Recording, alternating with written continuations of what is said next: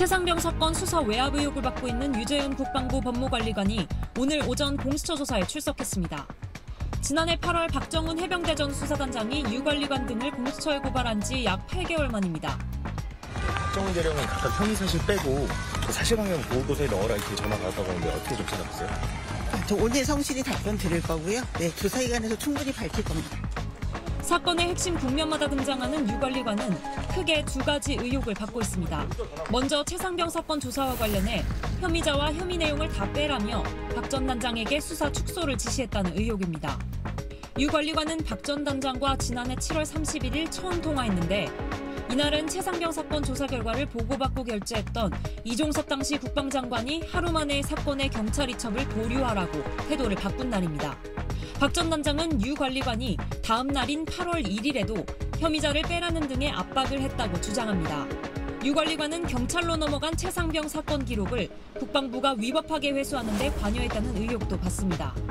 사건이 경찰로 넘어간 8월 2일 경북경찰청 간부에게 전화해 기록 회수를 논의하고 이시원 대통령실 공직기강 비서관과도 통화한 걸로 알려졌습니다. 이종섭 전 장관은 사건 기록 회수를 지시한 적 없다고 주장하고 있어서 공수처는 유 관리관이 누구의 지시로 기록 회수를 논의했는지 집중 조사할 예정입니다. 사건의 첫 피의자를 소환한 공수처는 박경훈 국방부 전 조사본부장 직무대리 등 다른 핵심 피의자 조사도 이어갈 예정입니다. SBS 여영교입니다. 공수처는 유재은 국방부 법무관리관을 오는 26일 불러 조사할 예정입니다. 지난 1월 국방부와 해병대 관련자를 압수수색한 데 이어 수사 착수 8개월 만에 첫 피의자 조사에 나서는 겁니다. 유 관리관은 수사 외압 의혹의 주요 국면마다 등장합니다. 유 관리관은 지난해 7월 31일 오후 3시 18분 박정훈 전 단장과 처음 통화하는데 이날은 최상병 사건 조사 결과를 보고받고 결재했던 이종섭 당시 국방장관이 하루 만에 사건의 경찰 이첩을 보류하라고 태도를 바꾼 날입니다. 박 전 단장은 유 관리관이 다음 날인 8월 1일에도 혐의자와 혐의 내용을 다 빼라고 압박했다고 주장합니다. 반면 유 관리관은 경찰에 예단을 줄 수 있으니 혐의를 특정하지 말고 이첩하는 게 맞다고 설명했을 뿐이란 입장입니다. 최초에는 제가 군사법 취지상 저희가 그 혐의를 어쨌든 경찰에서 판단할 거기 때문에 사실관계를 정리해서 보내는 것도 하나의 방법이다라고 설명한 적이 있습니다. 유 관리관은 지난해 8월 2일 국방부가 경찰로 넘어간 최상병 사건 기록을 회수하는 과정에도 등장합니다. 경북경찰청 간부에게 전화해 기록 회수를 논의했고 이시원 대통령실 공직기강 비서관과도 통화한 걸로 알려졌습니다. 이종섭 전 장관이 자신은 사건 기록 회수를 지시한 적 없다고 주장하고 있어 유 관리관이 누구의 지시로 기록 회수를 논의한 것인지가 공수처의 핵심 조사 대상입니다. 이시원 비서관은 앞서 당시 유 관리관과 통화한 사실은 있다면서도 통상적인 업무 범위였다고 해명했습니다. SBS 원종진입니다. 최상병 순직 사건이 발생하기 하루 전인 지난해 7월 18일 오후 3시쯤 최상병이 소속된 부대 지휘관들인 이모 7 대대장과 박모 7 여단장의 통화 내용입니다. 당시 실종자 수색 작전 중인 경북 내성천 일대에 호우 경보가 내려져 있었는데 여단장이 철수에 난색을 표시하며 임성근 당시 해병대 1사단장 얘기를 꺼냈습니다. 정식으로 철수시키는 상황이 애매해. 사장님께 몇 번을 건의드렸는데 전날부터 알잖아. 육군 부대는 철수했지만 해병 대원들은 수색 작전을 이어가기로 했습니다.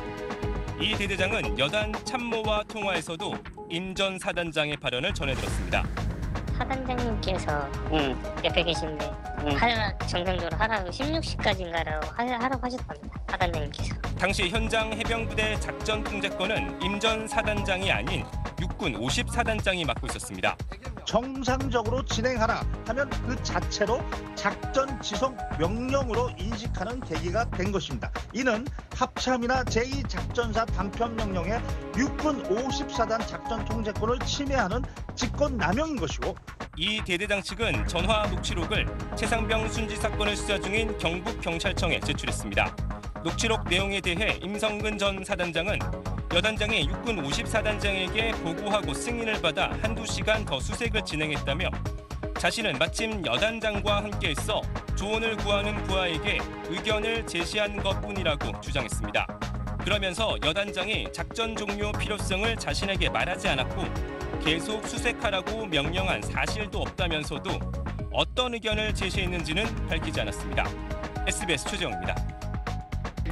조국 혁신당 대표와 이준석 개혁신당 대표가 다른 야당 의원들과 기자회견장에 섰습니다.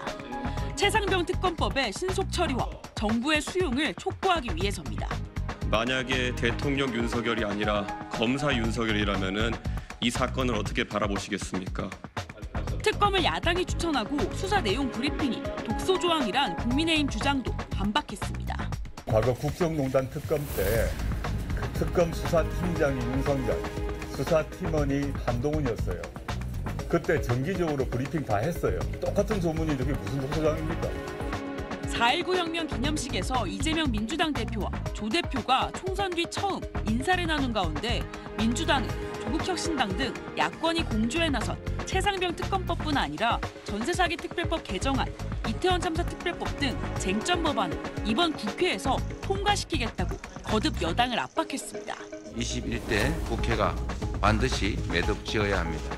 총선 민심을 받들겠다라고 했던 국민과의 약속이 말만이 아닌 행동으로 지켜지기를 바랍니다. 윤 대통령이 첫 거부권을 행사해 폐기했던 양곡관리법 개정안을 본회의로 직회부한 데 이어 여당이 반대하는 민주유공자법도 본회의로 넘길 수 있도록 오는 23일 정무위 처리를 예고했습니다. 국민의힘은 민주당이 입법 폭주를 비판하며 상임위에 참석하지 않기로 했습니다.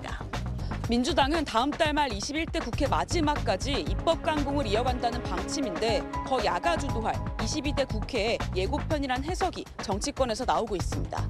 SBS 한소희입니다.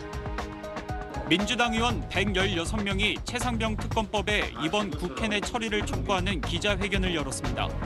다음 달 2일 본회의를 열어 법안을 통과시키자며 여당을 압박했습니다.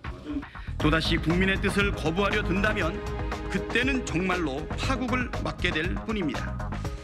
민주당은 지난 1월 윤석열 대통령이 제2요구, 즉 거부권을 행사한 이태원 참사 특별법도 21대 국회 내 재표결을 추진하기로 했습니다.